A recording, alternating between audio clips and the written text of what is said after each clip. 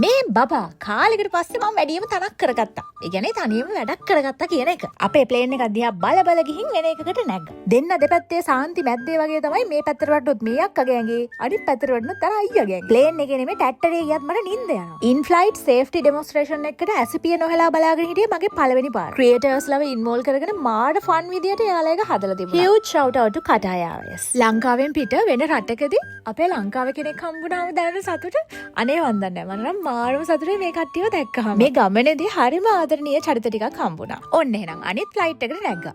Windows දෙකක්. වෙනද හම්බෙන්නේ එකයිනේ. අද ඒකටත් එක දෙකක්. ඒකෙන් බලනවද මේකෙන් බලනවද? ඒකෙන් බලනවද මේකෙන් බලනවද? මොකෙන් බලනවද කියලා හිතා ගන්න බෑ. ෆ්ලයිට් එකේ Wi-Fi තිබ්බා. නිකන් ඉන්න එකේ ඕවා try කරලා බලන්නත් එපා. කවුල් පිටින් එකතු වෙලා ඕපදූප ටිකක් කතා කරගෙන ෆිල්ම් එකකුත් බලන ගමන් මං කෑවා. මොන දෙයකටත් මං අවධානයෙන් මැප් එක දිහා බලාගෙන ඉන්නේ. මොකද පයිලට් එක වැරදුනොත් එහෙම ඩෙස්ටිනේෂන් එක. මේ ඉන්න තවත් යාළුවෙක් ආදරේ හොඳ අපේ කමට යාට පුළුවන් උපරිමෙන් ට්‍රීට් කරා. කතාවෙන් කතාව පැය 14කට පස්සේ ඔන්න එහෙනම් ඩෙස්ටිනේෂන් එකටත් ආවා. බලන්නකෝ කවුද ඇවිල්ලා ඉන්නේ කියලා. රෝස මලකුත් අරගෙන ආනේ එයා මාව එක්කයි යන්න ඇවිල්ලා. මං හිතාගෙන ආවේ මට මේ පාරත් රෝස මලක් හම්බෙයි කියලා. මොකද කලින් පාර බාලියක්දී එයා කලින් ගියා මං පස්සේ ගියා. එතකොට මට රෝස මලක් අරගෙන තමයි එයා එයාපෝට් එකට මාව ගන්න ආවේ. හෝටල් එකට ගිහින් එයාලගේ ඔෆිස් එකේ කට්ටියත් එක්ක එහෙනම් රෑ කෑම කෑවා. මේ ඉන්නේ හෙමේෂ්.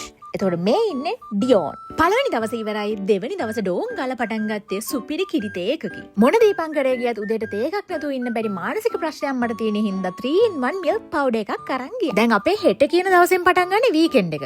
තාම හිතනවා වීකෙන්ඩ් එකේ කොහරි යනවද? ඒක පස්සේ. දැන් අපි මේ යන්නේ.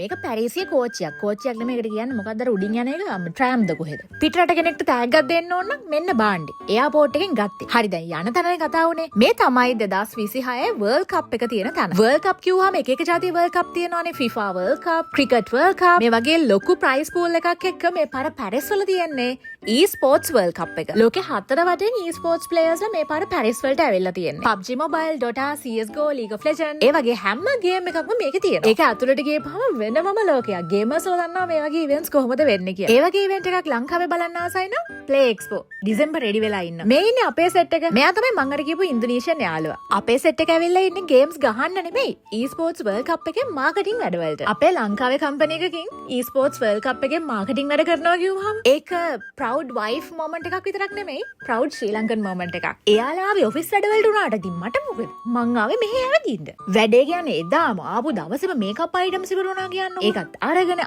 මේ බලන්නකො මේ රෑ 8ට වගේ මෙහෙ. තත්ත්වය බලන්න හරිම එළියයි. ඒක නෙමෙයි මේ බබා වීකෙන්ඩ් එකේ ස්විට්සර්ලන්ඩ් පැත්තට වුමත් දාමුද? ඒක මේක නෑ ඊළඟ එකේ. බයි.